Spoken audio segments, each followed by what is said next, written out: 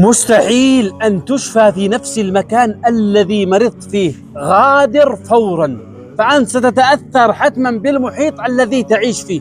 فإن كنت صالحا وغيرت إلى مكان الفاسدين سيفسدونك، وإن كنت فاسدا وغيرت إلى مكان الصالحين سيصلحونك.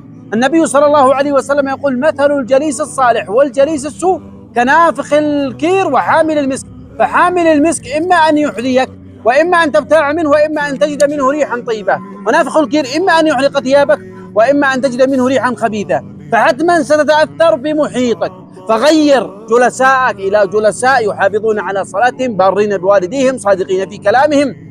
غير من تتابع على مواقع التواصل الاجتماعي إلى أناس يفيدونك في أمور الدنيا والآخرة. دع عنك التافهين والهابطين الذين لا يفيدون، لا في دين ولا دنيا. تابع الناجحين الذين سيفيدونك في دينك ودنياك وتكون ناجحا. فإذا أحدت نفسك بفاشلين وبفاسدين ستفسد وإن كنت صالحا، وإذا أحدت نفسك بناجحين وبصالحين وإن كنت فاسدا ستصلح بإذن الله. ورحم الله من ساهم في نشر الخير والتوعية بين الناس. وإذا أحببت أن تستفيد أكثر تابع حسابي ويعطيك العافية.